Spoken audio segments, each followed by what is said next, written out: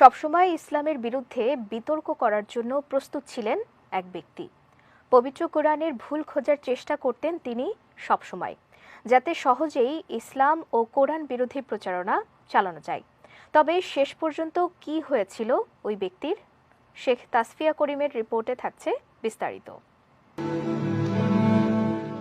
Doctor Gary Miller সুদর্শন এই ব্যক্তিটি ছিলেন কানাডার এক খ্রিস্ট ধর্ম প্রচারক। বাইবেলের উপর ছিল তার অগাধ পাণ্ডিত্য।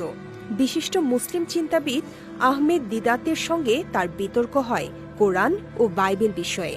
আহমেদ দিদাতকে পরাজিত করতে পবিত্র কোরআনের ভুল খোঁজা শুরু করলেন তিনি। তার ধারণা ছিল যেহেতু কোরআন 1400 বছর আগে নাজিল হয়েছিল, তাই খুব সহজেই এতে ত্রুটি খুঁজে পাওয়া যাবে। সেসব ভুল মুসলিমদের সামনে তুলে ধরার সংকল্প করেছিলেন তিনি। ত্রুটি খুঁজতে ডক্টর গ্যারি মিলার শুরু করলেন কোরআন অধ্যয়ন।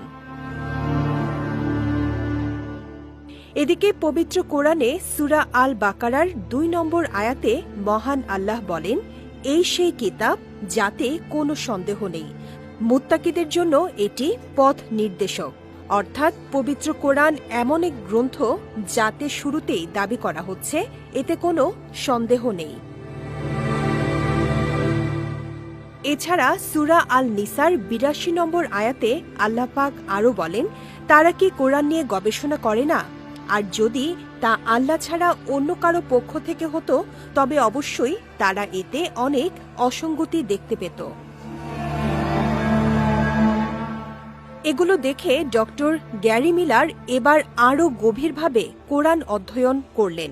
তিনি দেখলেন কোরআনের বিভিন্ন স্থানে বিশ্বনবী মুহাম্মদ সাল্লাল্লাহু আলাইহি ওয়াসাল্লাম এর ব্যক্তিগত জীবন নিয়ে তেমন কিছুই লেখা নেই। আরও কিছু যুক্তি দেখে তিনি মানতে বাধ্য হলেন কোরআন মহানবী সাল্লাল্লাহু আলাইহি ওয়াসাল্লামের লেখা নয়। ডক্টর গ্যারি মিলার আরও একটি বিষয় খেয়াল করলেন, কোরআনে ঈসা আলাইহিসসালামের মা মারিয়ামের নামে একটি বড় পরিপূর্ণ সূরা রয়েছে, আর এ সূরায় তার এত ব্যাপক প্রশংসা ও সম্মান করা হয়েছে যে এত প্রশংসা বাইবেলেও দেখা যায় না। যেখানে পবিত্র কোরআনের বিভিন্ন স্থানে বিশ্বনবী মুহাম্মদ সাল্লাল্লাহু আলাইহি ওয়াসাল্লামের নাম মাত্র 4 বার এসেছে, সেখানে ঈসা আলাইহিসসালামের নাম এসেছে 25 বার।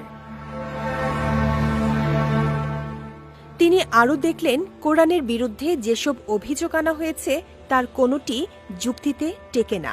প্রতিটি উত্তর কোরআন নিজেই দিয়েছে, আর তার এই অধ্যয়নই তাকে নিয়ে গেল ইসলামের পথে। ইসলামের দোষ খুঁজতে গিয়ে তিনি হয়ে গেলেন একজন মুসলিম, অর্থাৎ মহাসত্যের কাছে সমর্পিত একজন। ইসলাম গ্রহণের পর তার নাম পাল্টে রাখা হয় আব্দুল আহাদ উমার।